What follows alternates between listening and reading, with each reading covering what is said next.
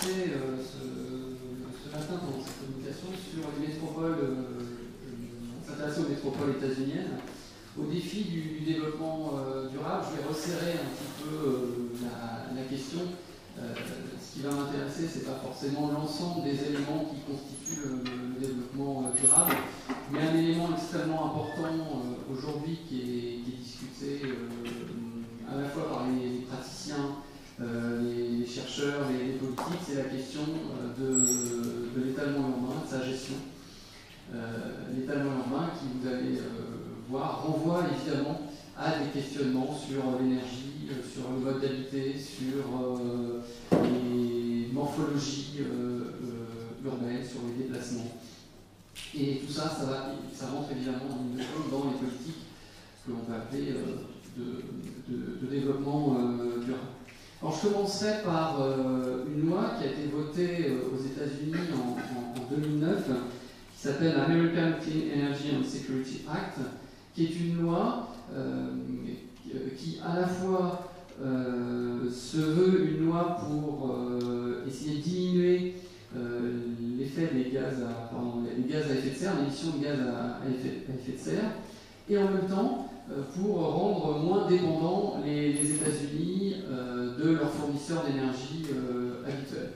Donc il y a toute une partie qui m'intéresse moins, le développement de l'extraction des gaz de schiste, etc. Je ne vais pas l'aborder ici, mais on va dire la question de la transition énergétique rentre évidemment en ligne de compte au niveau de cette loi, et notamment la volonté du gouvernement fédéral de financer notamment la recherche publique et privée sur le développement des énergies propres, et en particulier l'éolien ou le solaire. Mais derrière cette question de l'énergie, il y a aussi la question, comme je le disais, notamment des modes de transport. On verra tout à l'heure dans l'exposé la dépendance des États-Unis à l'automobile. Et il y a aussi aujourd'hui dans les incitations fédérales aux États-Unis la volonté de développer de manière plus importante les transports de masse, les transports en commun, alors que ce soit sur l'interurbain, sur des lignes notamment ferroviaires de grande vitesse entre les villes, mais surtout ce qui va nous intéresser plus particulièrement dans l'exposé, le développement de transports en commun à l'intérieur des grandes agglomérations. Là où se situent, on va le voir, des mouvements pendulaires extrêmement importants. Et on voit bien comment, si on prend par exemple l'exemple du Texas, c'est assez intéressant, hein, c'est un des États qui affiche d'un point de vue démographique, économique, innovation, on va dire une très belle santé. C'est un petit peu la Nouvelle-Californie aujourd'hui. On voit à la fois comment l'État est aujourd'hui le premier producteur d'énergie éolienne, et en même temps développe des infrastructures dans certaines agglomérations, des infrastructures de transport, on va dire, assez ambitieuses lorsqu'on connaît le profil plutôt automobiliste des agglomérations du sud et de l'ouest des États-Unis. Mais au-delà de cette question on va dire de l'énergie, il y a quand même sous-jacent une problématique de réagencement de la ville américaine. Et notamment cette question de l'étalement urbain, qui renvoie à l'emprise extrêmement importante dans la fabrique urbaine, en particulier après la Seconde Guerre mondiale, du couple voiture et maison individuelle. Donc c'est un petit peu, voilà, pour situer un peu le contexte, cette question du développement durable, je vais l'attaquer donc au prisme de l'étalement urbain durant cette communication. Alors, j'ai un peu conçu la présentation comme un cours, donc assez académique, il y a une introduction, il y a un plan, une conclusion. Voilà. Je précise que je peux aussi donner bien volontiers mon PDF de PowerPoint, il y a beaucoup de cartes, donc si ça intéresse les gens, je donne volontiers. Donc, on commence par l'introduction, c'est tout d'abord peut-être enfoncer une porte ouverte, mais c'est les États-Unis finalement comme un des grands laboratoires urbains au monde. On se rappellera que l'école de Chicago est née aux États-Unis, évidemment. Le postmodernisme, l'école de Los Angeles à partir de la fin des années 80-90, donc prend appui aussi sur une ville laboratoire qui est donc la plus grande métropole californienne.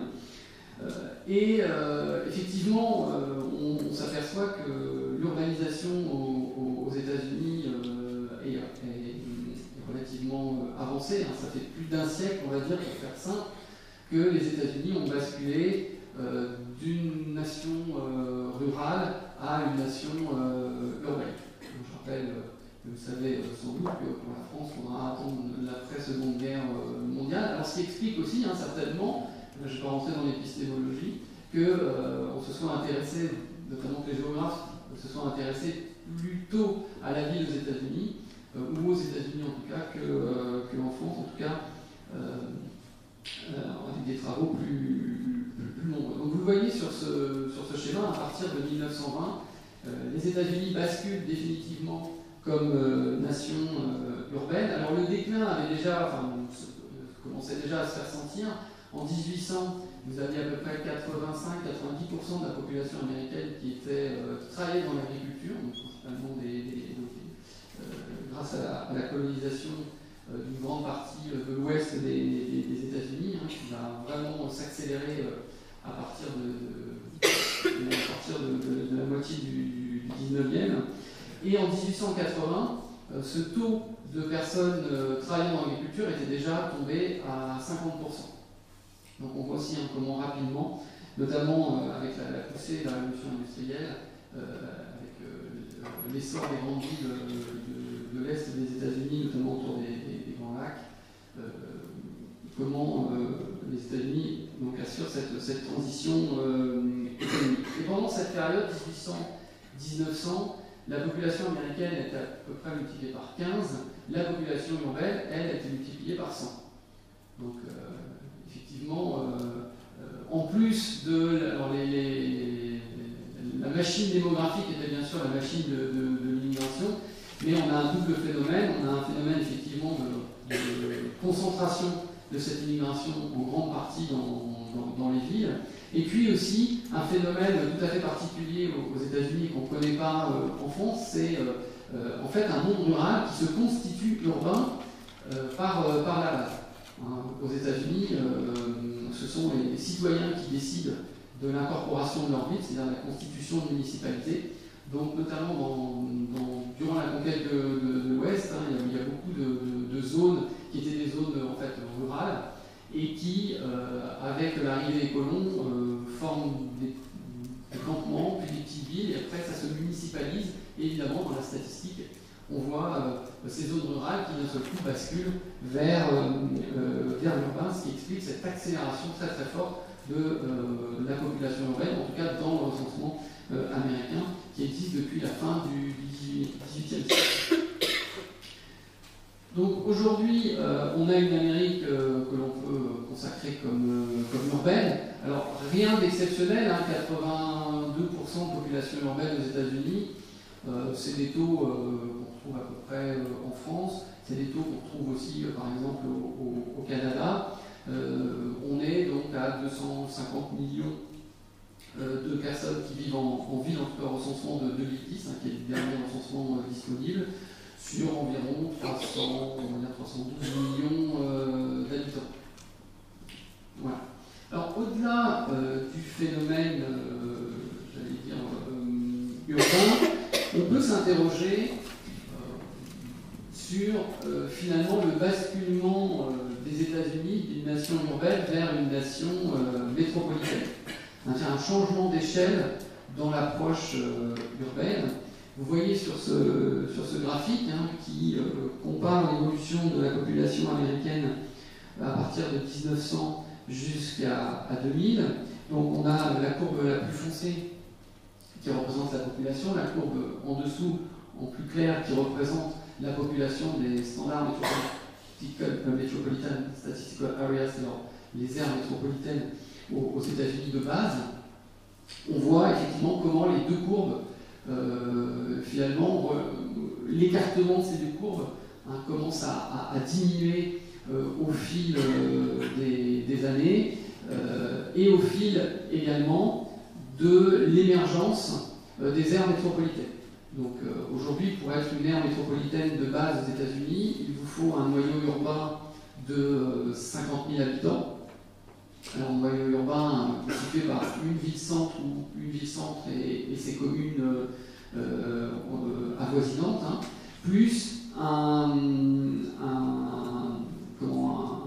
zone habitée, une zone agglomérée autour, une zone urbaine de 100 000 habitants, donc, qui dépasse les 100 000 habitants. Pardon. Donc en fait, pour faire simple, pour avoir une aire métropolitaine, il vous faut une zone urbanisée de plus de 100 000 habitants avec un noyau urbain central qui dépasse les 50 000. Alors, juste une chose, on verra tout à l'heure que c'est pas si facile que ça. Et c'est bien que je m'adresse à des enseignants, c'est pas si facile que ça de mesurer l'impact spatial des aires métropolitaines aux États-Unis, parce que vous allez voir que le mode de recensement induit un biais qui est parfois trompeur, même quand on s'appuie sur des cartes qui sont bonnes, on peut avoir une lecture qui soit mauvaise de ce phénomène métropolitain. J'y reviendrai tout à l'heure. En tout cas, vous le voyez, depuis 1950, le nombre d'aires métropolitaines aux États-Unis n'a cessé de croître. En 2000, 50 ans après, on n'avait plus que doublé le poids des aires métropolitaines, enfin le nombre d'aires métropolitaines. Et aujourd'hui, on a à peu près 4/5 de la population des États-Unis qui vit dans une aire métropolitaine. Alors, si vous avez fait un tout petit peu attention à mes chiffres, 82% de population urbaine, 83,6% des populations métropolitaines. C'est-à-dire qu'il y a plus de gens à vivre dans une aire métropolitaine que de gens à vivre dans les villes.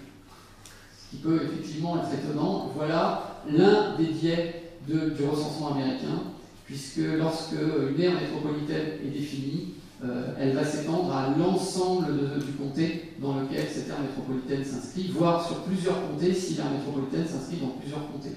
Et dans ces cas-là, la population, on va dire, rurale ou dans des villes très éloignées, des petites villes très éloignées de ce noyau métropolitain, eh bien, sera recensée comme appartenant à cette aire métropolitaine. Voilà, ce qui induit aujourd'hui qu'on a effectivement plus une nation de métropolitains qu'une nation d'urbains.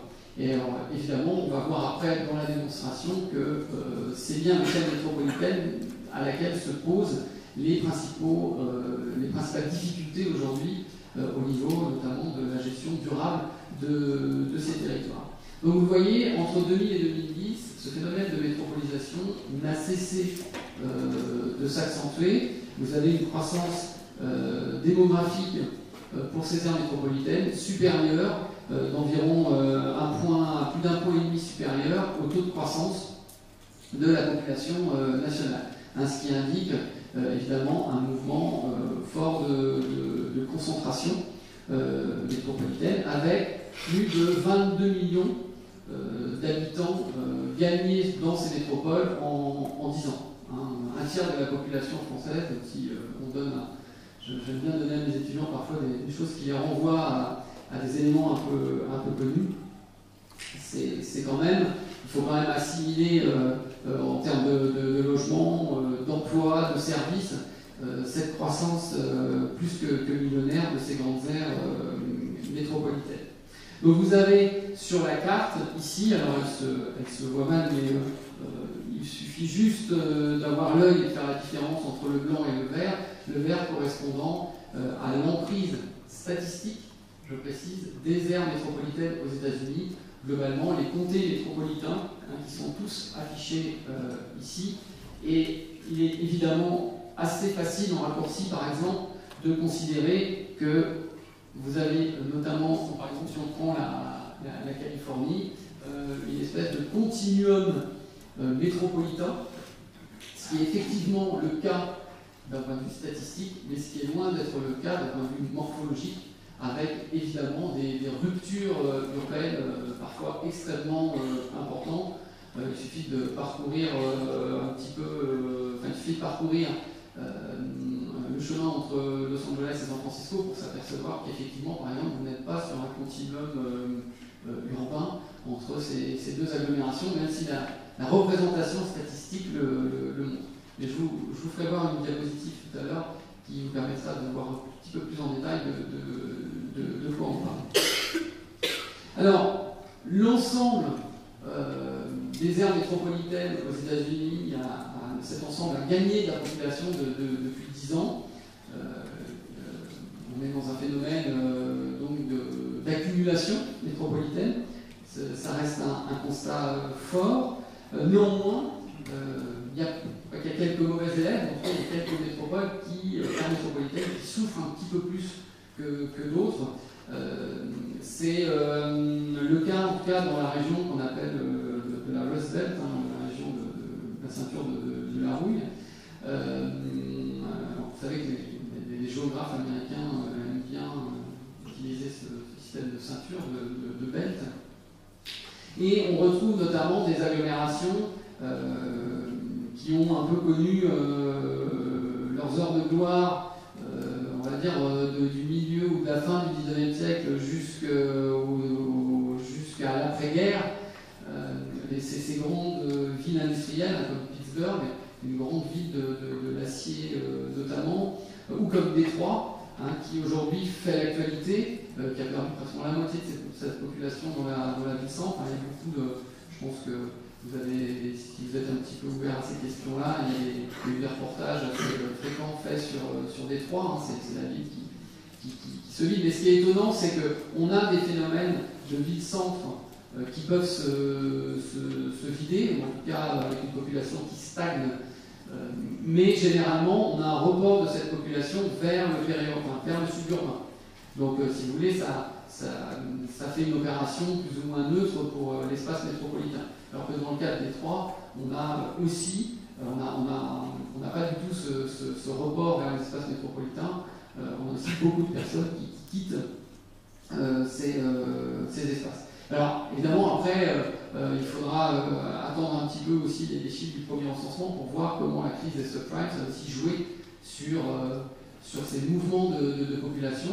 Et puis, on a quelques métropoles qui ont souffert et apparemment, on n'explique pas franchement quand on regarde un petit peu en détail. C'est le cas de la Nouvelle-Orléans, avec Katrina, qui a perdu une partie de sa population, finalement, qui a été, entre guillemets, déportée vers Atlanta et vers Houston en grande partie, et avec des opérations d'ailleurs de reconquête urbaine qui font table rase des anciens logements sociaux, notamment des public housing, et pour être sur du redéveloppement urbain un peu plus traditionnel, ce qui, somme toute, va empêcher de voir une grande partie de cette population qui a immigré un peu de force, de fait, de revenir vers la Nouvelle-Orléans. Vous avez entendu tout à l'heure que je m'intéressais aux séries américaines. Pour lire l'histoire de la Nouvelle-Orléans tout en passant un bon moment, je vous conseille la série Treme, T-R-E-M-E, qui est une très bonne série. Pour les amateurs de jazz, il y a une très bonne bande-son aussi à l'intérieur. Et on voit justement la manière dont cette ville essaie de se reconstruire aujourd'hui après Katrina. C'est une chronique sociale de la Nouvelle-Orléans qui est vraiment très bien faite, ce qui vous permet de travailler tout en regardant la télé, ce qui est quand même... Comment ? Alix. Donc, globalement, aux États-Unis, aujourd'hui, il existe plus de 51 millions d'aires métropolitaines, qui ont plus 51 agglomérations, qui ont plus d'1 million d'habitants. Et vous avez ici, sur ce tableau, les 10 plus grandes aires métropolitaines, avec de 19 millions d'habitants. Los Angeles, un petit peu plus de 12,8 millions. Alors bon, moi je ne suis pas tout à fait d'accord avec ça, bon, mais, parce que on enlève en fait du recensement pour Los Angeles, on enlève notamment le comté de San Bernardino et de Riverside, qui sont là pour le coup, moi je trouve des comtés qui sont en urbanisation continue avec avec notamment l'aire métropolitaine de Los Angeles.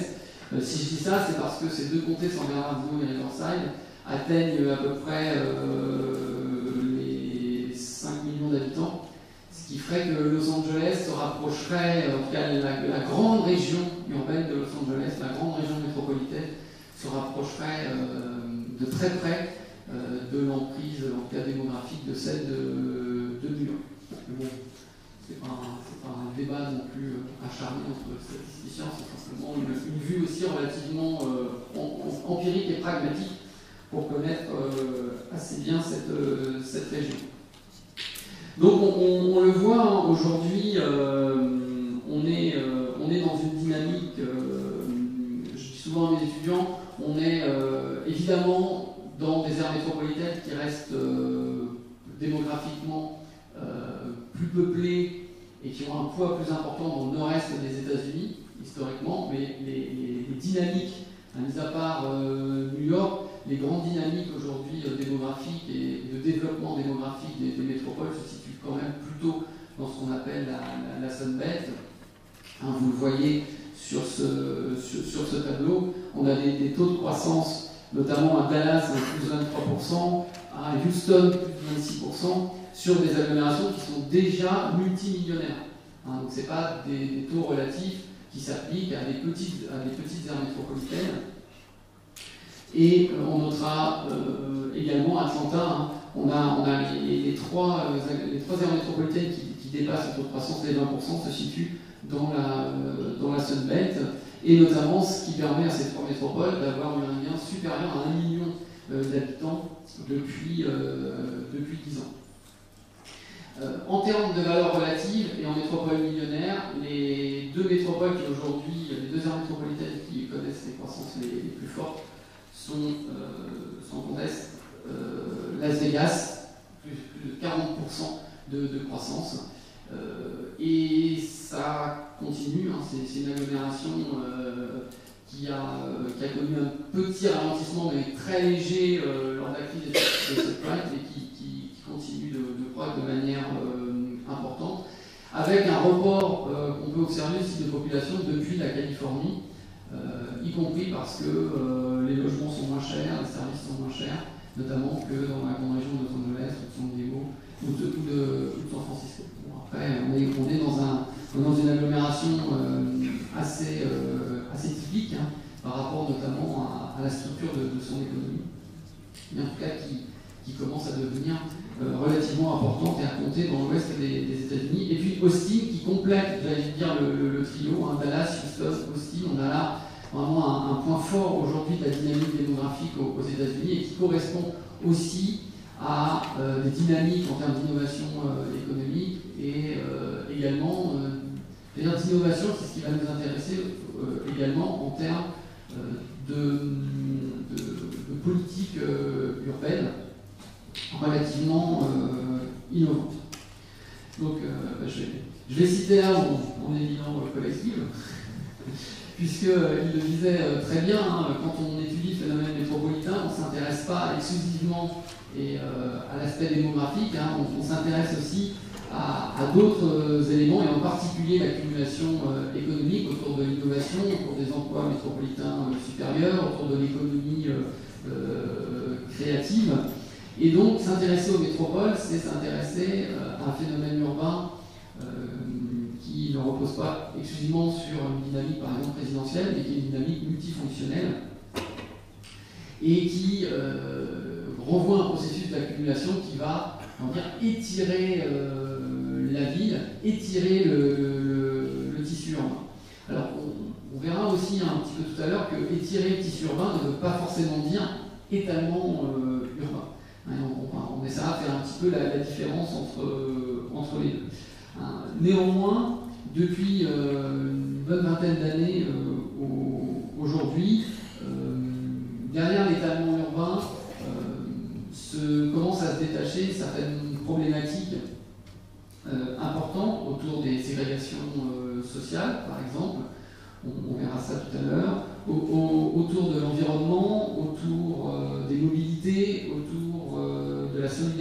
fiscales, des problématiques de gouvernance, tous les éléments qui en fait rentrent en ligne de compte lorsque l'on veut commencer à, j'allais dire, tendre vers des politiques de développement durable. On a ici des éléments forts à corriger si on veut effectivement tendre vers la durabilité, y compris cette problématique de la gouvernance qui est parfois oubliée ou de moins en moins. Mais dans le trio un peu économie, sociale, environnement, il y a aussi cette question de la gouvernance, de la prise de décision qu'il faut mettre sur la table. Donc c'est ce qui est aussi intéressant, vu l'ampleur du phénomène métropolitain, les États-Unis restent un laboratoire pertinent pour s'attaquer au mode de gestion et à l'avenir de ces grands espaces métropolitains. Une grande partie des spécialistes de la question pensent que cette concentration métropolitaine va encore s'accentuer dans les années à venir. Donc je vous propose le plan suivant pour cette présentation. Une fois que cette grande introduction est écoulée, maintenant c'est écoulé. Donc on va revenir sur la définition, un petit peu les causes de l'étalement urbain. On va s'intéresser à ses conséquences, à quelques-unes de ces conséquences. Et puis on finira vers aujourd'hui des politiques, des éléments de transformation de l'espace urbain qui vont, on va dire, dans le sens de la durabilité. En fait, ils constituent des pistes intéressantes, notamment lorsque on oppose ces politiques aux pratiques qui se sont accélérées après la Seconde Guerre mondiale au niveau de l'Europe. Alors, on va commencer par une définition, par des éléments de définition. Le terme d'étalement urbain, que je mets volontairement entre guillemets, se réfère donc, en premier lieu à une hyper-extension spatiale. Donc, en fait, à une extension spatiale, on va dire, anormalement élevée par rapport à l'accumulation démographique et de fonctions. Et à des pressions extrêmement importantes sur les espaces non bâtis, qui peuvent être des espaces naturels ou des espaces agricoles. Et cet étalement urbain a été notamment dénoncé en grande partie par les organisations non gouvernementales qui œuvrent dans l'environnement, et en particulier l'une d'entre elles, qui s'appelle le Sierra Club, qui en plus de travailler sur les questions aujourd'hui énergétiques, les questions de préservation du milieu, etc., s'invite au débat, participe au débat, fait du lobbying aussi sur les questions de l'étalement urbain et de la sururbanisation des espaces aux États-Unis. C'est important aussi, on ne voit pas forcément d'extérieur le rôle joué par ces organisations non gouvernementales qui interviennent souvent au niveau local dans les débats.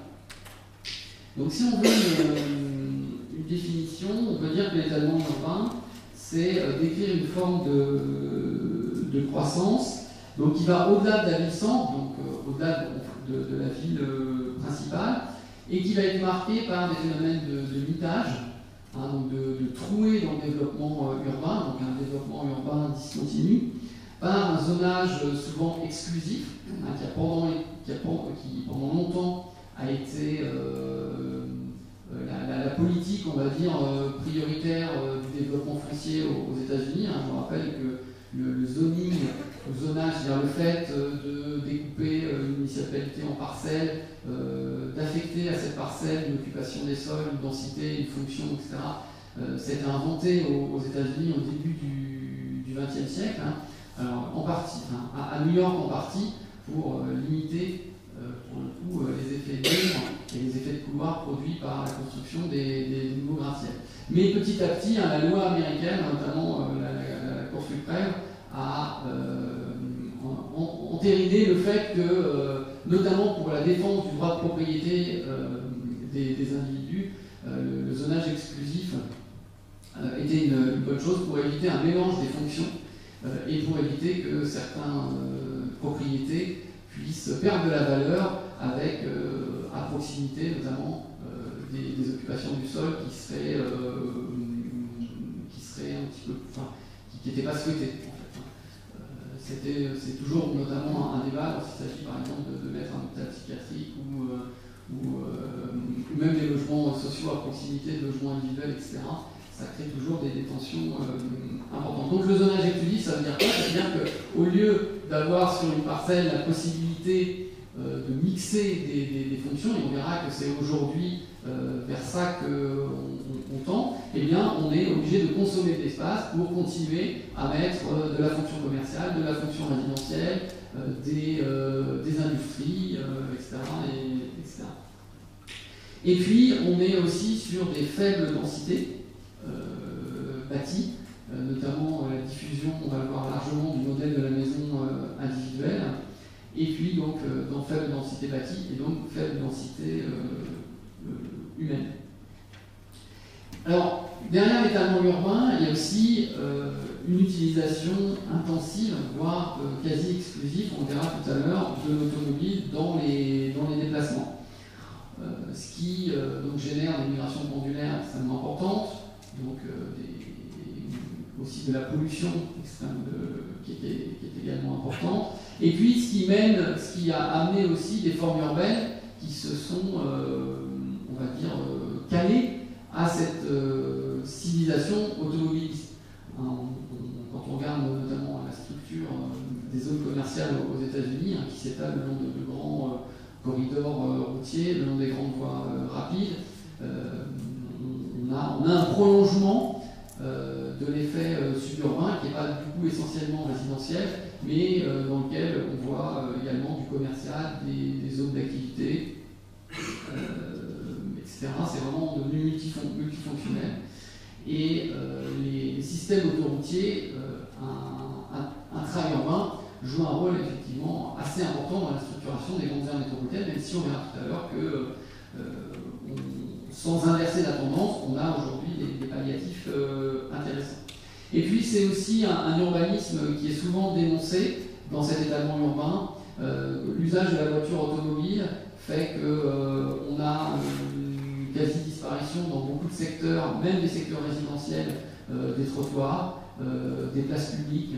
On manque de centralité. On a des grands développements périurbains, par exemple dans la banlieue de Los Angeles, en résidence fermée, en gated communities, on en parlera aussi tout à l'heure, où on a une absence complète de noyaux urbains originels. On est sur des grands lotissements ex nihilo, dans lesquels on retrouve quelques services, quelques aménités sportives, parfois un centre communautaire, mais très rarement de commerce, très rarement il n'y a pas d'école, ça reste des grandes zones dortoirs, et évidemment tout ça, ça contribue à l'étalement, et ça contribue aussi à l'usage de l'automobile, puisque pour accéder à un certain nombre de services, y compris à son emploi, on est obligé de faire plusieurs dizaines, voire pratiquement centaines de kilomètres pour certains navetteurs chaque jour.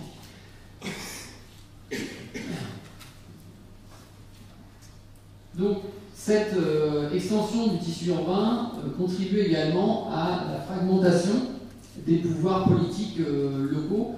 Ça, c'est aussi important, puisque, on le verra tout à l'heure, il n'y a pas, à l'image de la France, de regroupements intercommunaux aux États-Unis. Ça n'existe pas.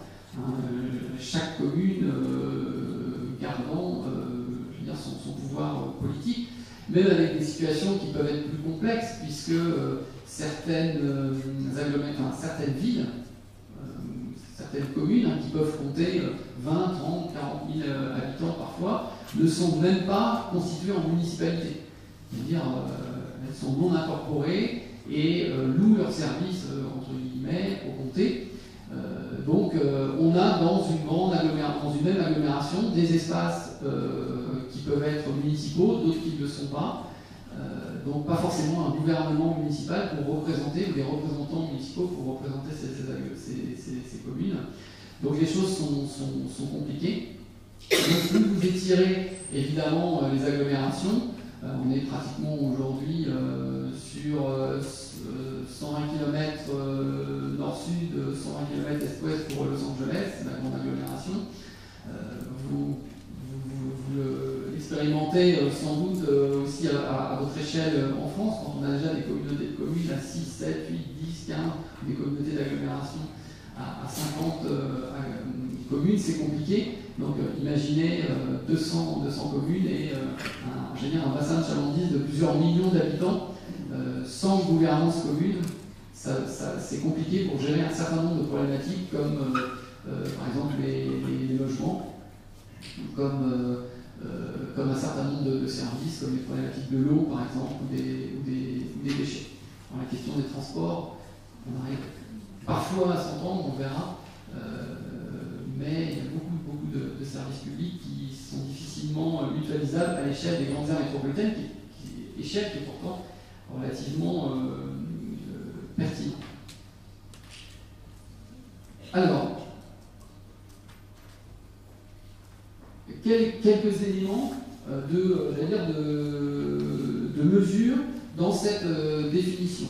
Alors évidemment, la première mesure qui peut être faite sur l'étalement urbain, c'est la croissance démographique, de manière assez banale. Il suffit de regarder les chiffres du recensement. Ce qui est intéressant, c'est de voir évidemment de coupler cette croissance démographique avec l'emprise spatiale. Donc là, j'ai pris un cas tout simple qui parle de lui-même d'un point de vue visuel. 1973, 1 million d'habitants pour l'aire métropolitaine de Phoenix. 20 ans après, la population a doublé, et vous le voyez de manière visuelle toute simple, la tâche urbaine, elle, a plus que doublé. C'est un exercice pédagogique tout simple, qui n'est pas hautement scientifique, mais qui montre quand même la réalité des choses sur le terrain. Alors, à noter que c'est assez intéressant parce que dans ces domaines d'étalement urbain, il y a généralement deux espaces qui résistent bien. C'est les bases militaires, qui sont relativement difficiles d'urbaniser, et les réserves indiennes. C'est aussi pour ça que vous voyez à l'est de la carte, vous avez une forme très géométrique qui correspond au parcellaire du township américain. Et en fait, plus on va à l'est, vous avez une ligne rouge, le front d'urbanisation s'arrête de manière très nette, très géométrique, puisqu'après on passe sous tutelle, on est sur des terres indiennes qui sont sous tutelle fédérale. Et donc là, on n'a pas possibilité effectivement de développer l'urbain de la même manière que sur les territoires municipalisés ou qui appartiennent de plein droit au comté. Donc, premier élément de cet étalement urbain, ce rapport entre finalement une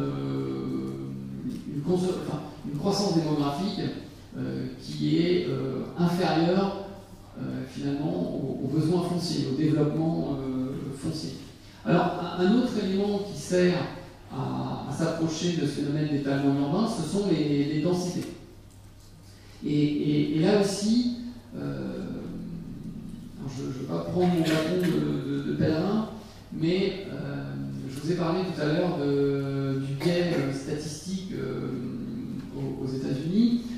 Vous avez en bleu les densités calculées par rapport à l'aire métropolitaine. Donc on prend le nombre d'habitants, c'est assez simple, le nombre d'habitants d'une aire métropolitaine, et puis on regarde son emprise statistique, et puis on divise, ce qui nous donne effectivement souvent des chiffres avec des densités, on va dire, plutôt faibles dans les grandes métropoles de l'ouest et du sud des États-Unis. On parle souvent notamment de Los Angeles comme une des villes les plus étalées, on prend souvent comme archétype.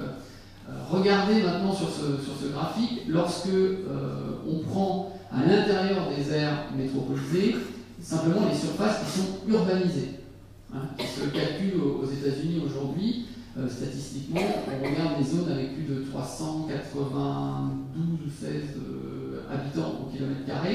Donc dès que vous êtes dans une zone qui fait plus de 392 habitants au kilomètre carré, vous êtes considéré comme urbain. On regarde aussi les zones statistiques juste autour. Donc on parle en termes véritablement là, de densité urbaine. Il y a une vraie logique même au niveau du paysage, du coup qui relève du paysage urbain. Et bien si on regarde ces chiffres-là, on s'aperçoit qu'une agglomération comme Los Angeles est plus dense que celle de New York. Donc là, effectivement, ça va, je veux dire, à contresens de pas mal de choses que j'ai pu lire à droite, à gauche, notamment parce que, comme je vous l'expliquais tout à l'heure, dans les aires, quand vous calculez l'emprise de l'aire urbaine par rapport au comté, eh bien, vous avez d'innombrables terres qui sont non urbanisées, qui sont comptabilisées comme appartenant à l'aire métropolitaine, ce qui vous fausse, en tout cas, le regard que vous pouvez avoir sur la réalité des densités, j'allais dire, au sol. Hein, donc ça, aussi, d'un point de vue pédagogique, c'est quand même assez intéressant à cerner. Et puis, de manière peut-être plus scientifique, hein, il y a des études qui ont été faites, des études multivariées, qui moulinaient beaucoup de facteurs, et qui génèrent, notamment en 2002, hein, il y a une étude qui avait été publiée notamment dans le USA Today, et en fait, plus votre score est élevé, moins vous êtes, on va dire, étalé. Donc on retrouve effectivement New York, hein, qui est la bonne élève de ce sprolomètre, hein, donc j'ai oublié de le préciser tout à l'heure. Étalement urbain aux États-Unis, c'est des urban sprawl, donc S-P-R-A-W-L. Donc le sprolomètre, c'est une sorte de baromètre de l'étalement. Et vous voyez que, par exemple, si on retrouve New York en première position, on voit aussi apparaître Miami, relativement bien placé, ou encore Phoenix et Los Angeles, par exemple, ou Seattle, ou San Diego, ou Sacramento, qui dépassent les 100 points et qui ne font pas partie spécialement des mauvais élèves dans cette étude, qui est une étude, encore une fois, nettement plus poussée que l'étude menée simplement sur un regard entre les habitants et la surface au sol. Alors je vous parlais du biais statistique. Au dernier moment, je me suis dit peut-être quand même que je montre une image de ça, et puis une image qui vous parle aussi, parce que je ne vais pas beaucoup l'aborder, celle de la mégalopolis. Donc terme qui a été inventé par Jean Gottman en 1961 pour décrire cet espace urbanisé qui s'étend de Boston à Washington en passant par New York, Baltimore, Philadelphie. Et vous voyez les deux mesures, en fait. En rouge, c'est l'impact des surfaces, l'impact des aires métropolitaines. Et en noir, l'urbanisation continue. Donc vous voyez sur la carte, là aussi je vais y aller à la louche, globalement la surface des aires métropolitaines, en rouge, est 2 fois supérieure à la surface urbanisée. Donc là vous avez un peu, j'allais dire, la preuve par image qu'il faut aussi se méfier des cartes et d'une approche qui serait juste unilatérale sur les aires métropolitaines. Par contre, ce qui est intéressant sur cette carte-là, c'est qu'effectivement, il existe bien un couloir plus ou moins continu, hein, même si parfois il est relativement étroit, entre donc Washington, Baltimore, Philadelphie, New York et Boston. Vous pouvez, on va dire, parcourir à peu près ces 500-600 km qui séparent Washington-Boston en ne quittant pas une zone urbanisée. Donc là, ça se traduit vraiment sur le paysage. Alors que vous voyez, par exemple, entre Baltimore et Cleveland, on pourrait, juste en prenant le rouge, considérer qu'on est aussi sur une aire urbaine continue, enfin sur une zone urbaine continue, hein, ce qui n'est effectivement pas le cas, il propose sur le terrain. Voilà, juste pour être, on va dire, complet d'un point de vue pédagogique sur ces statistiques. Alors, Maintenant, on a vu un petit peu cette mesure, essayons de voir un petit peu les causes, même si j'en ai déjà un petit peu parlé, et que vous savez déjà certainement un certain nombre de choses que je vais vous dire. Aujourd'hui, dans toutes les agglomérations, les grandes agglomérations mondiales, mais même les villes moyennes, on a des phénomènes de périurbanisation, de développement périphérique des villes. C'est le cas aussi évidemment en Amérique du Nord. Mais c'est vrai que les métropoles états-uniennes restent quand même les symboles d'une suburbanisation qui a atteint un petit peu son stade ultime. Et pour cause, ça a été quand même le modèle de développement sociétal, au nom du progrès, la maison individuelle, ce qu'elle amenait en termes de modernisme, même domestique, l'automobile, tout ça, ont été des éléments forts de la structuration de la société américaine après la Seconde Guerre mondiale, élevé même au rang on va dire de symbole de réussite, notamment face au mode, on va dire, d'habiter différent que proposait le bloc soviétique. Ça va jusque-là pendant la guerre froide, on oppose les deux modèles. Je rappelle que Nixon, lors d'un voyage à Moscou, a emmené une maison individuelle complexe, qui d'ailleurs encore visible dans la grande banlieue de Moscou, pour montrer comment les États-Unis, ce que les États-Unis avaient à offrir à leurs employés ouvriers classe moyenne, pour montrer la supériorité du modèle, notamment capitaliste, sur le modèle socialiste. Enfin, ça c'est une parenthèse, mais ça veut bien dire qu'effectivement, on a là une American Way of Life, c'est un élément fort de l'American Way of Life. On a des laboratoires extrêmement importants pour regarder ce phénomène suburbain, notamment Los Angeles, Phoenix, Las Vegas aujourd'hui, Houston, Dallas. Et ce qui est intéressant, c'est qu'on voit aussi comment la machine américaine a produit ce suburbain. Les autorités politiques, notamment à la sortie de la Seconde Guerre mondiale, ont largement favorisé l'accès à la propriété, notamment avec des prêts pour les vétérans.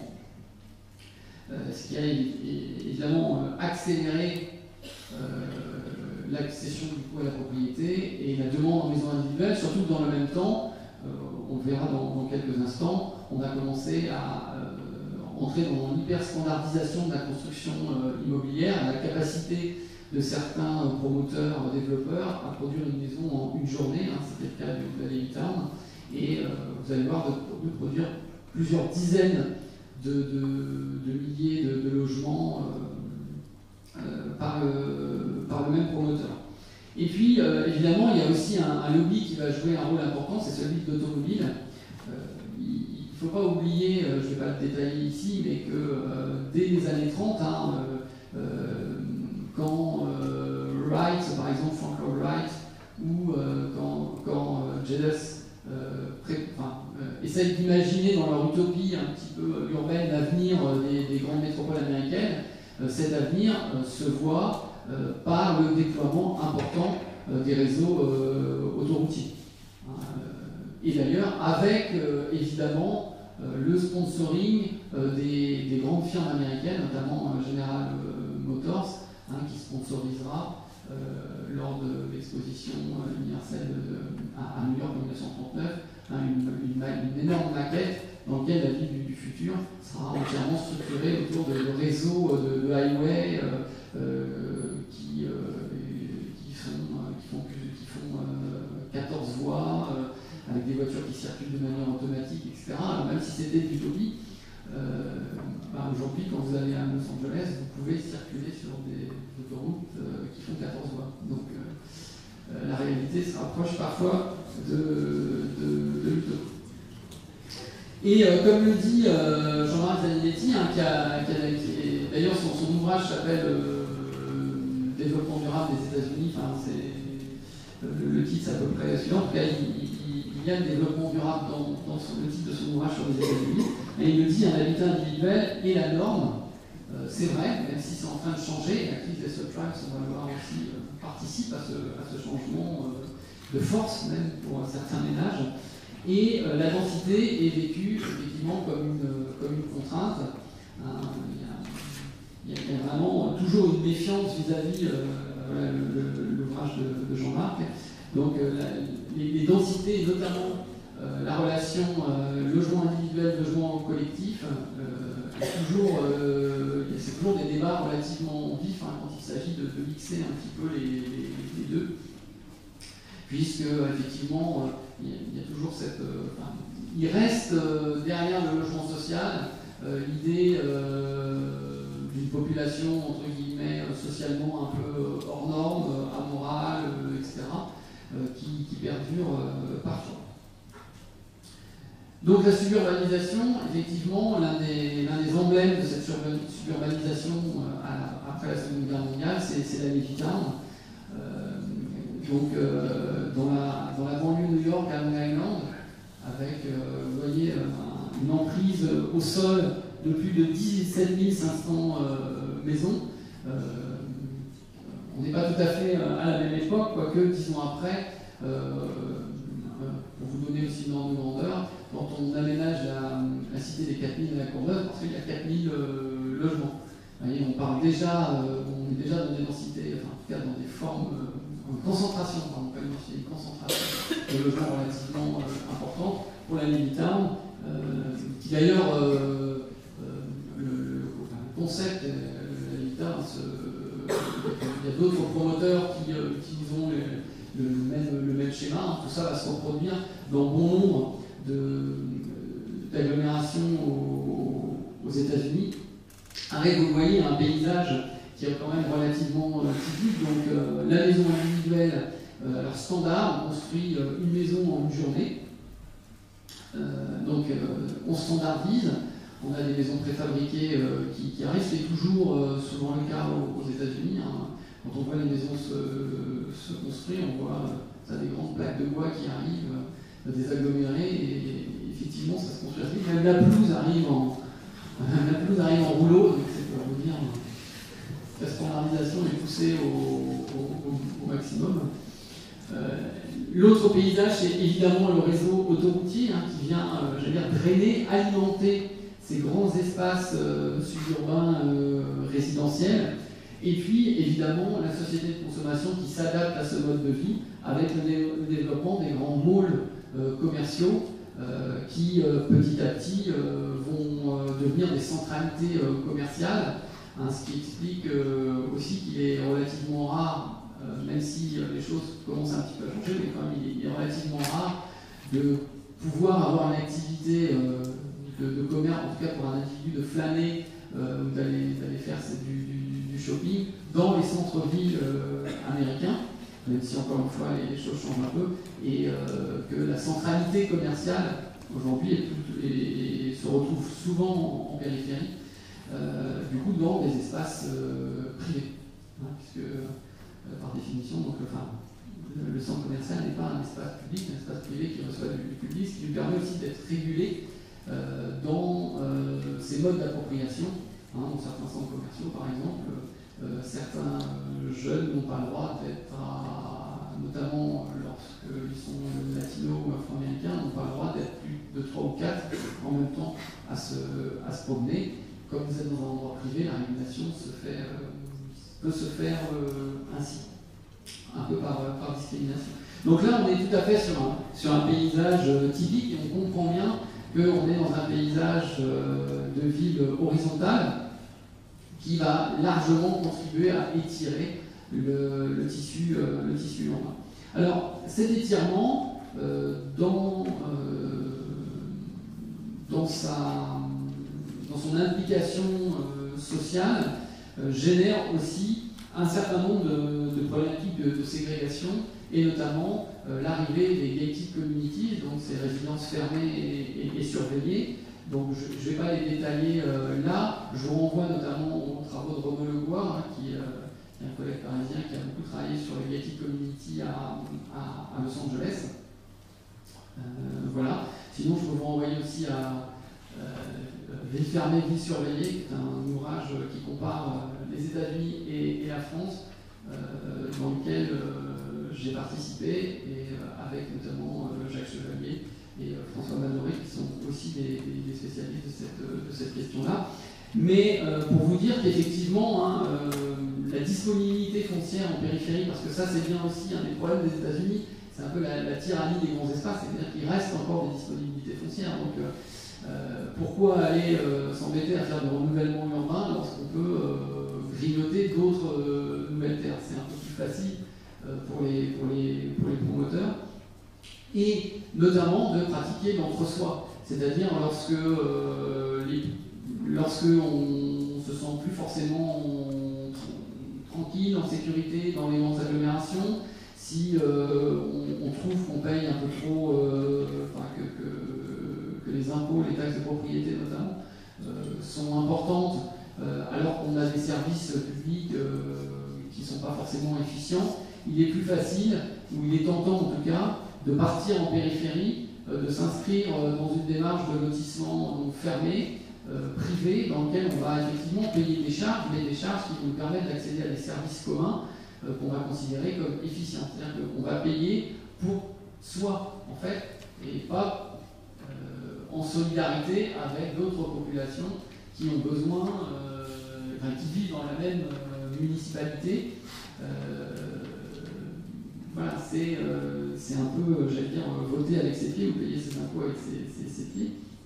Mais en tout cas, le phénomène est relativement important aux États-Unis. Hein, il apparaît dans les années 70, c'était plus particulièrement les populations retraitées hein, qui cherchaient plutôt à faire de l'entre-soi. On a eu des cas d'écoles assez connus, hein, comme Sun City à Phoenix, qui vient, je crois, fêter ses 50 ans. Alors qu'il n'est pas tout à fait une résidence fermée, du coup, c'est une zone un peu à part, hein, mais on peut y entrer. C'est un peu étrange, l'ambiance est un peu étrange, mais on peut y entrer. Mais aujourd'hui, on a les chiffres bougent hein, l'estimation, c'est entre 15 et 20 millions d'Américains qui vivraient dans des résidences fermées. Alors le recensement, notamment l'enquête ménage, le community survey, qui est l'équivalent un peu de l'enquête ménage aux États-Unis, recense en fait le nombre de personnes qui vivent dans des communautés fermées.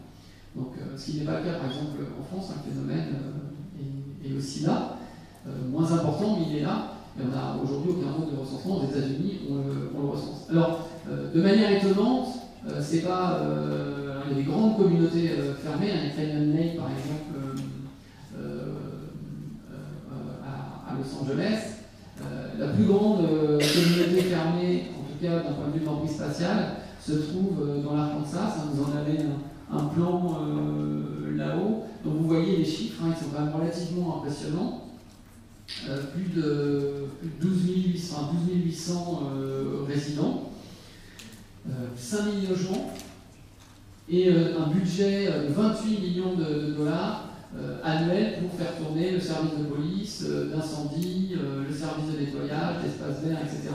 Et des aménités, là aussi, dignes d'une grande commune, hein, 9 terrains de golf de 18 trous, 12 lacs, des bases de loisirs, des terrains de tennis, une salle de spectacle de 650 places, plus de multiples salles d'activité, des sentiers de randonnée, etc. etc. Donc parfois l'entre-soi est effectivement extrêmement poussé. Néanmoins, la grande majorité de ces gated communities aux États-Unis abritent des classes moyennes supérieures, avec les gated communities, on va dire, finalement peu ambitieuses d'un point de vue urbain et des services assez standards. On est ici dans la banlieue de Tucson, en Arizona. Hein, vous voyez qu'on n'est pas non plus dans les grandes résidences de luxe, et sur un paysage qui est même, d'ailleurs, enfin un paysage qui est à peine aménagé. La particularité de cette résidence fermée, c'est qu'elle offre un double mur de protection, ce qui était plutôt amusant à prendre en photo. Mais là aussi, la gated community aux États-Unis n'est pas forcément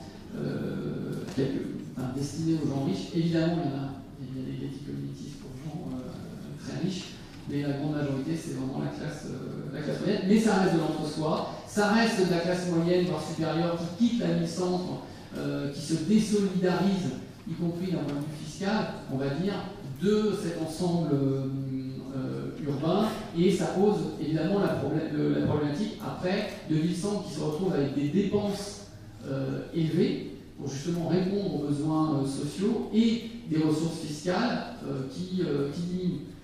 Ça a été une des grandes problématiques des années 80-90 dans les agglomérations états-uniennes, même si aujourd'hui, vous allez le voir, on a quand même des grandes villes qui tentent des politiques de reconquête résidentielle dans les centres pour ramener notamment les familles avec enfants dans les centres-villes. Donc ça, c'est un peu une nouveauté aussi depuis une dizaine d'années qu'on voit émerger. Toujours dans les causes de cet étalement, et en particulier les causes négatives, c'est la question des migrations pendulaires. Vous avez 72 millions de commuteurs par jour, c'est-à-dire des navetteurs qui quittent leur commune pour aller dans une autre commune pour travailler. Et évidemment, une grande partie de ces navettes se fait en tout cas centre-périphérie, même si on a aujourd'hui des choses nettement plus complexes, comme en France d'ailleurs, si on prend des grandes régions urbaines, si on prend par exemple l'Île-de-France, on a aussi des déplacements pendulaires qui se font de commune périurbaine à commune périurbaine. On n'est plus toujours dans cette relation unique centre-périphérie. Néanmoins, ça fait beaucoup de monde sur les routes. Le temps de trajet moyen aujourd'hui pour vous rendre au travail aux États-Unis, c'est 26 minutes pour faire votre trajet le matin. Et en moyenne, c'est 30 km. Alors, je vais vous donner d'autres chiffres tout à l'heure. On va rentrer un petit peu plus dans le détail. J'attire votre attention sur cette carte, sur ces deux cartes. Alors, je crois qu'elles sont plus disponibles. Elles sont prises d'Internet. Elles ont été publiées par USA Today. C'est des cartes assez intéressantes. Vous avez ici Washington, la densité le jour. Donc les histogrammes que vous voyez, enfin, ce n'est pas des buildings, c'est la densité par bloc de la population le jour et la nuit. Voilà. Donc ça nous montre effectivement comment visuellement les villes se remplissent et se vident, en tout cas les quartiers centraux se vident et se remplissent le jour et la nuit. Alors c'est assez intéressant parce que si mes souvenirs sont bons, c'est des cartes qui ont été produites par le FBI. Pour une simple et bonne raison, c'est qu'après les attentats du World Trade Center, on s'est dit, mais finalement, on recense la population sur son lieu de résidence, mais pas sur son lieu de travail. Et les menaces, c'est sur le lieu de travail. Donc, ça permet d'avoir des cartes qui montrent en journée les points d'impact qui feraient le plus de destruction, et surtout là, il faudrait concentrer les secours. Et justement, juste au passage, je vous rappelle que pourquoi le modèle suburbain était aussi prisé, notamment pendant la guerre froide, parce que c'était un modèle d'étalement, donc de diffusion de la population, et en cas d'attaque nucléaire, ça évitait, en tout cas l'idée aussi derrière ça, c'est que ça permettait d'éviter qu'une grande partie de la population soit tuée en même temps, même si on habite à 10 ou 20 km d'une explosion nucléaire. Je suis un peu sceptique sur la réussite de cette dilution, mais en tout cas, c'était aussi perçu comme ça. C'est-à-dire, la faible concentration, c'était un moyen aussi d'échapper à une destruction massive sur un seul point. Deuxième carte que j'ai réussi à sauver avant qu'on puisse plus les avoir, celle-ci est aussi relativement parlante. Vous avez Manhattan, et là on est en plein dans la problématique du 11 septembre. Manhattan ici en journée, et Manhattan la nuit. Donc on voit bien ces effets de migration pendulaire. Alors ce qui pose problème, à la limite, les migrations pendulaires à New York, bon, c'est important, mais l'usage des transports en commun, c'est des métropoles où on utilise plus le transport en commun pour se déplacer. Le problème, c'est que, après, si on regarde toutes ces aires métropolitaines, ce sont les déplacements, évidemment, automobiles. On a, par exemple, dans l'hypermobilité, on a plus de 2 millions de personnes par jour qui font plus de 80 km pour aller au travail le matin. Donc plus de 160 km aller-retour. Et on peut avoir des distances encore plus importantes. Donc, au au-delà des problèmes j'allais dire de pollution, c'est tout aussi un mode de vie, c'est l'immigration pendulaire qui amène du temps perdu dans les bouchons, qui amène de l'énervement, qui amène des accidents. Alors, je n'ai pas le chiffre en tête ici, mais le taux d'accidents aux États-Unis, mortels notamment, est largement supérieur par habitant au taux en France. Bon, pour ceux qui ont peut-être la chance d'aller aux États-Unis et de conduire là-bas, pourtant, quand on est à conduire aux États-Unis, c'est plutôt calme, c'est pas des fous du volant. Donc ça montre bien que la multiplication aussi des kilomètres et la densité de la circulation est relativement accidentogène. Donc ça produit, certains auteurs parlent, ici notamment Knox, qui a écrit un ouvrage qui s'appelle Métroburbia, parle pratiquement de pathologie sociale dont est porteur ce mode de vie suburbain, sans parler des auteurs qui fustigent, encore une fois, l'architecture banale, la banalité des lieux, l'absence d'espace public, etc., en périphérie.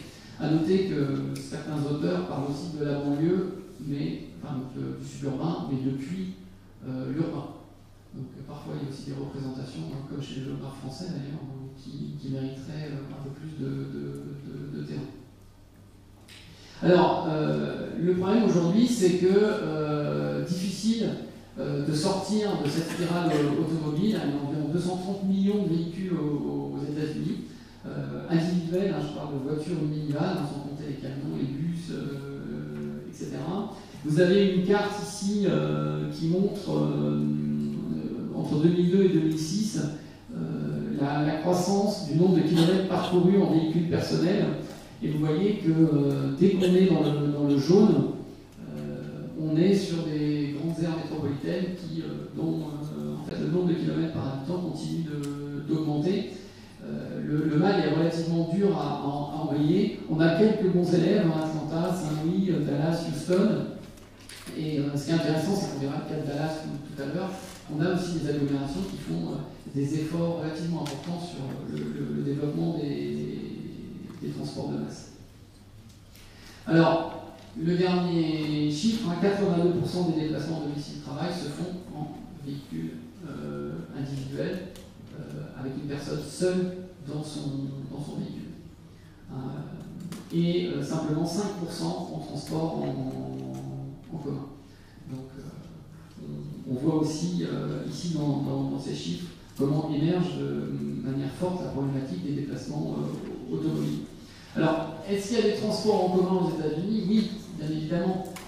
Toutes les agglomérations ont des systèmes de transport en commun qui sont aujourd'hui métropolitains. C'est peut-être l'un des grandes problématiques qu'on arrive à traiter à l'échelle métropolitaine, en partie, et pour cause, puisque, j'en parlais un tout petit peu tout à l'heure, le gouvernement fédéral a aussi poussé à la création d'agences qui s'occupent de ces problématiques de transport à l'échelle métropolitaine. Mais très clairement, quand vous faites rouler une voiture et un bus sur des voies, sur les mêmes voies, eh bien, les transports en commun sont nettement plus lents. On a fait ici un petit travail qu'on continue d'ailleurs sur les transports aux États-Unis. Vous avez une carte ici de comparaison de temps de trajet entre l'usage d'un transport en commun et l'usage de l'automobile. Donc plus la carte est foncée, plus le différentiel entre le bus, entre le transport en commun et la voiture est favorable à la voiture. Alors ceci dit, en vitesse constante, sans tenir compte des ralentissements. Aujourd'hui, on intègre depuis quelques semaines, on fait le même travail en intégrant les ralentissements en temps réel, puisqu'on interroge les bases de données. Au moment des bouchons aux États-Unis, on arrive à récupérer le vrai temps de trajet en voiture. Mais pour faire simple, vous voyez que le différentiel ici, c'est l'agglomération, la grande agglomération de Dallas qui a été découpée en petits carreaux de 200 mètres, et pour chaque point, 200 mètres, on demande aux bases de données de nous dire combien de temps il faut pour rejoindre le centre de Dallas, soit en transport en commun, à pied plus transport en commun, soit en voiture. Et vous voyez que très rapidement, le différentiel entre la voiture et le transport en commun passe à plus de 30 minutes. Dans certains secteurs, notamment dans le périurbain, on peut avoir un différentiel d'1 heure entre l'usage de la voiture et les transports en commun. C'est évidemment pas facile de demander à des usagers de se lever 1 heure plus tôt pour aller travailler, surtout quand on a les moyens d'avoir sa voiture. Vous remarquerez néanmoins quelques tâches plus claires. C'est là où ça devient intéressant, puisque les seuls endroits où effectivement la voiture est largement concurrencée par les transports en commun, c'est lorsqu'il y a le déploiement de transports en commun en site propre. Et notamment des systèmes de tramway et de métro. Et on verra tout à l'heure que c'est assez intéressant parce qu'au-delà de faire un report d'utilisation de la voiture vers les transports en commun, on va être aussi dans des problématiques d'aménagement urbain autour de cette nouvelle station de transport en commun, et on va pouvoir introduire, on va dire, de la densification dans une ville américaine qui, au départ, était plutôt, on va dire, réticente à ce genre de politique. Alors, la question, on estime qu'aux États-Unis, en tout cas aux alentours des années 2000, on était sur environ 100 000 hectares par an de disparition des terres agricoles, avec parfois, vous le voyez, donc là on a un front urbain à Phoenix qui s'avance dans le désert. Alors ce qui pose souvent d'ailleurs des problèmes, parce que les gens retrouvent parce qu'au départ on vient s'attaquer à des espaces naturels, donc la faune évidemment est chassée, puis au bout d'un moment la faune s'adapte, donc on retrouve très souvent des tarentules, des serpents à sonnette qui font des scorpions, des serpents à sonnette qui font plusieurs morts par an dans les jardins en Arizona, notamment, toutes sortes de bêtes. Il y a des gens dans un lotissement à Seattle, dans la grande région de Seattle, qui demandaient des permis de chasse pour les ours et les pumas, pour dire que parfois les rencontres entre l'urbain et on va dire le milieu rural ou le milieu naturel pose problème, avec effectivement des paysages. Là on est sur des paysages en Floride notamment, où on a des développements fonciers qui viennent se faire en bordure, notamment du parc des Everglades. Alors, pour aller un petit peu plus vite, les solutions, les pistes aujourd'hui au niveau de la durabilité, puisqu'il faut bien lutter contre tout ça, après le constat. Alors, la première chose, c'est effectivement, on va dire, d'adopter des politiques de développement durable officiellement. Alors là, c'est un peu plus compliqué. Vous savez que le protocole de Kyoto n'a pas été ratifié par les États-Unis. Néanmoins, ça ne veut pas dire que les États-Unis sont toujours forcément des mauvais élèves, et surtout au niveau local, que ce sont des mauvais élèves au niveau du développement durable. Vous avez ici une carte qui vous montre tous les États qui ont adopté, pour faire simple, des mesures qui vont dans le sens notamment de la construction de logements à basse consommation, de logements qui respectent des normes environnementales, d'isolation, etc., poussées, l'équivalent de haute qualité environnementale, peut-être qu'on peut les connaître en France. Et donc, ce qui est assez intéressant, c'est que, et c'est une particularité du système de gouvernement des États-Unis, dans certains États, l'État lui-même n'a pas légiféré, mais les villes qui ont une charte et qui peuvent légiférer en dehors, en tout cas qui peuvent légiférer même si leur État ne légifère pas, peuvent adopter, elles, des politiques de développement durable. C'est le cas notamment de Dallas, Austin et de Houston. Donc ce que je veux insister là-dessus, sur le fait que, notamment vu de l'étranger, on met les États-Unis, d'ailleurs à juste titre, on met les États-Unis dans le même paquet, on regarde les États-Unis comme une nation unique, avec un gouvernement qui prend ses décisions, mais à l'échelle locale, il y a souvent des initiatives extrêmement poussées qui n'apparaissent pas forcément à nos yeux. Seattle, par exemple, était la première ville au monde à se doter d'un plan d'aménagement et développement durable. C'était en 1994.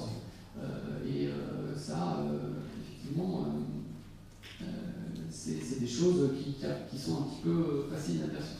La question de la gouvernance, donc première solution, adopter des politiques poussées en matière notamment de construction et de normes. Deuxième politique, c'est de tendre vers des gouvernements métropolitains.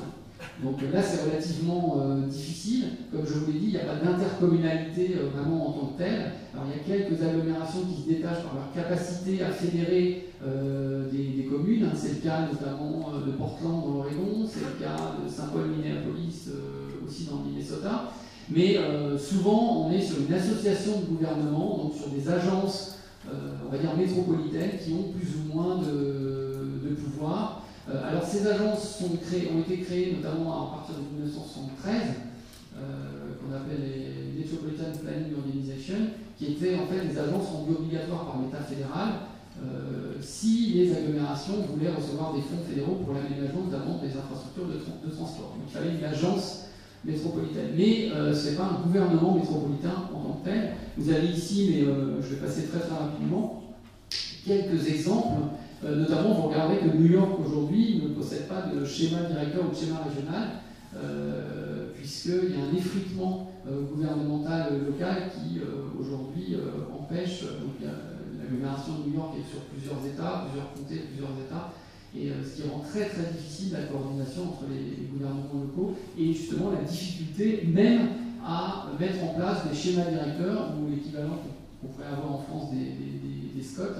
Et souvent, même quand il y a un plan d'aménagement régional, la plupart du temps, il est indicatif et absolument pas coercitif. Autre solution, aujourd'hui, comment limiter l'étalement urbain? Eh bien, c'est de mettre des frontières à l'urbanisation. C'est de dire, on bloque l'urbanisation, on définit un périmètre et on urbanise à l'intérieur. Alors, le cas d'école, c'est évidemment Portland dans l'Oregon, avec ces Urban Growth Boundaries, établi en 1973. Aujourd'hui, il y a beaucoup d'agglomérations qui travaillent pour ce sens. Donc vous voyez ici, c'est les limites rouges. On circonscrit, en fait, alors ça demande une bonne coordination entre les différentes communes, on va circonscrire l'urbanisation à l'intérieur de cet espace en rouge. Alors ça veut dire évidemment qu'il faut faire très attention, puisque si on commence à contraindre le marché immobilier, il peut y avoir des phénomènes spéculatifs. C'est pour ça que notamment San Diego avait renoncé à cette politique dans les années 70. Quand il y a une très forte croissance, quand l'agglomération est très attractive, si vous limitez l'expansion urbaine, vous risquez de voir la demande s'envoler et les prix s'élever. Donc en fait, ça se couple généralement avec une politique de densification. C'est-à-dire comment construire plus de logements avec moins d'espace. En fait, c'est ça la problématique de départ. Donc c'est assez difficile, encore une fois, puisqu'il faut des coordinations très fortes, et puis surtout, il faut faire attention à ce qui se passe autour, puisque avec des migrations à 50-60 km, on peut sortir de ces frontières et retomber sur des communes qui, elles, ne vont pas adopter ce système-là et développer, par exemple, des grands lotissements. Donc c'est un équilibre difficile à trouver. Autre politique au niveau de l'habitat, mais qui est une politique qui est relativement connue, qui est celui de la gentrification. Donc le cas d'école, c'est un peu Soho à New York, c'est-à-dire comment faire revenir les gens du centre, enfin de la périphérie, vers le centre. Donc là, on est quand même sur un créneau tout à fait particulier, on est sur un embourgeoisement de certains quartiers à faible rente foncière, avec l'arrivée de pionniers, souvent des artistes qui commencent à récupérer des anciens logements, à les réhabiliter, et petit à petit, on a le marché immobilier qui redémarre, on a un changement même dans les fonctions, avec des fonctions des cafés, des restaurants, des galeries d'art, des enseignes plutôt haut de gamme qui viennent s'installer, etc. Et en fait, ça régénère complètement le quartier. Alors, ça crée aussi de la ségrégation, mais ça a l'avantage de fixer une partie de la population, notamment de ce qu'on appelle la classe créative, ces populations très métropolisées, ça a l'intérêt de les fixer dans la ville-centre. Par contre, ce qui se fait de plus en plus aujourd'hui, et ce qu'on ne voit pas forcément là aussi de la France, c'est la densification.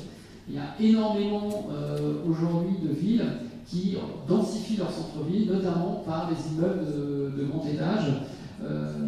Par exemple, entre 1996 et 2007, il s'est construit nettement plus de logements collectifs que de logements individuels aux États-Unis, ce qui est un peu une première.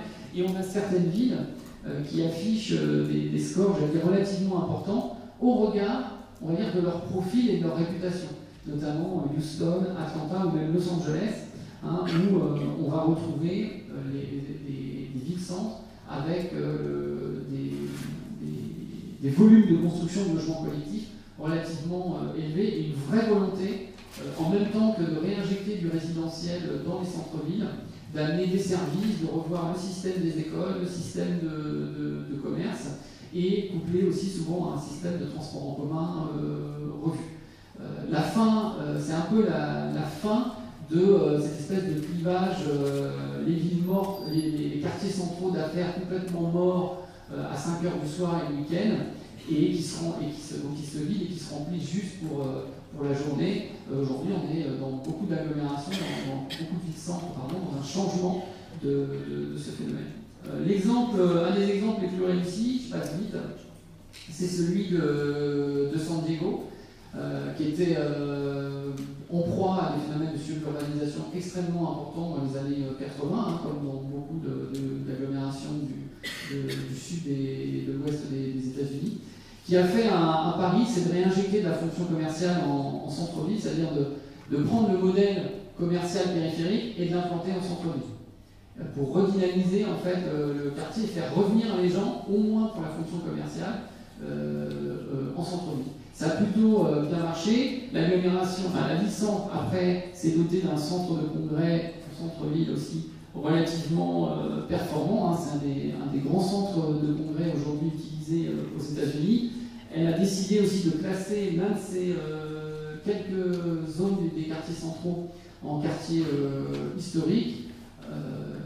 Et pour faciliter aussi le retour du commerce, des restaurants, pour que la rue en fait redevienne un lieu aussi de socialisation et redonne de la vie à ce centre-ville, y compris le soir, parce qu'il y a aussi des théories qui disent que plus une rue est remplie, plus elle est sécure et plus ça donne envie aux gens d'y rester. Et en fait, derrière ça, au lieu que les gens viennent simplement pour consommer, aller dans les restaurants pour passer un bon moment, eh bien, il y a eu une vraie politique pour dire aux gens, maintenant que vous aimez votre centre-ville, de nouveau vous l'aimez, venez y habiter.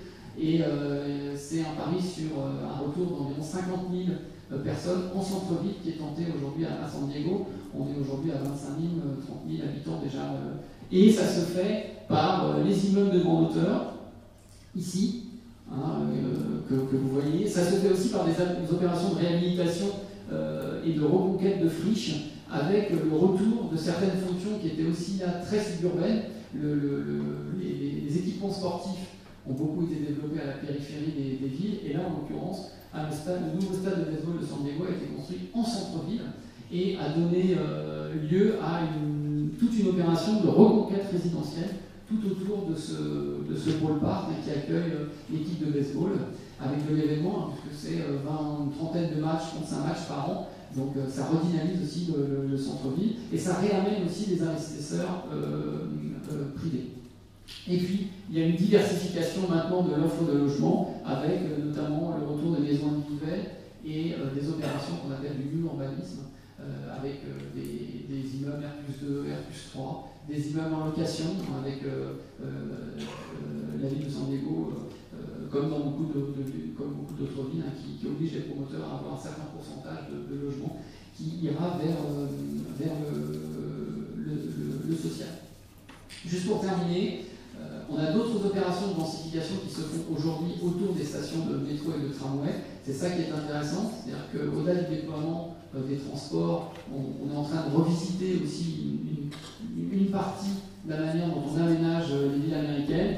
Ici, vous avez à peu près 1500 stations aujourd'hui qui sont touchées par ce qu'on appelle le Transit Oriented Development, c'est-à-dire un aménagement urbain pensé autour des transports en commun, et notamment des transports en commun en site propre, qui nous donne par exemple ce type d'image. Voilà un peu le profil aujourd'hui urbain. Donc on sort de la ville horizontale pour rentrer dans une ville plus verticale. Vous êtes à la croisée à Dallas ici, donc agglomération du sud des États-Unis, qui là aussi connaît des phénomènes de développement suburbain extrêmement importants, mais qui, par ces opérations, d'ailleurs en grande partie financées par des allègements de taxes de propriété vers le secteur privé, eh bien, densifie la ville, recrée aussi de la rue, recréer de l'espace piétonnier, ce qu'il a avec du multifonctionnel. J'en parlais tout à l'heure, on n'est plus dans le zonage exclusif, il y a des commerces, des bureaux, des restaurants, un cinéma, des résidences. Voilà un exemple de multifonctionnalité. Et puis, pour terminer, un petit croquis qu'on peut faire aux étudiants. Voilà la ville étalée. Enfin, voilà la ville étalée. Donc, développement discontinu avec une armature une armature urbaine qui s'étend le long des réseaux autoroutiers, des grands lotissements en périphérie. Et puis, à l'inverse, ce que ça peut donner si on cumule un peu toutes ces politiques qu'on va rassembler dans un paquet qu'on va appeler le Smart Growth, c'est-à-dire la croissance intelligente, comment continuer à croître, mais de manière peut-être plus durable. Donc, on s'en va vers des choses, des multi-solutions. Donc, on peut mettre en place des limites de croissance pour circonscrire un peu la ville. On va travailler autour de la densification et le déploiement des réseaux de transport en commun avec la densification. On va réinjecter du commercial dans la centre-ville. On va essayer de redonner une fonction forte au centre-ville, tout en étant conscient que se créent dans les périphéries d'autres centralités sur lesquelles on peut s'appuyer pour consolider l'armature urbaine. Vous avez peut-être entendu parler du terme de Edge Cities, introduit par Joël Leclarose, donc ces centralités qui émergent en périphérie. Eh bien, on peut aussi travailler sur la ville polycentrique et sur le renforcement de ces centralités, de ces sous-centralités en périphérie pour pouvoir, on va dire, contenir et animer ces grands espaces qui sont d'ores et déjà développés. Aujourd'hui, on ne va pas brûler le périurbain à Los Angeles ou dans la grande région de Los Angeles. Il faut trouver des moyens de le densifier, de se le réapproprier d'un point de vue, je dirais même, de l'urbanisme. Voilà, je vous remercie. Juste, si vous voulez aller plus loin, je fais ma petite pub. Je vous rassure que je suis pratiquement dessus dans une mail triste. Géographie géopolitique des États-Unis, qui est sorti il y a 3-4 mois, il y a 6 mois, que j'ai réalisé avec Jacques Chevalier, qui est aussi un spécialiste des États-Unis, qui est prof émérite aujourd'hui à l'Université du Maine. Voilà, je vous remercie.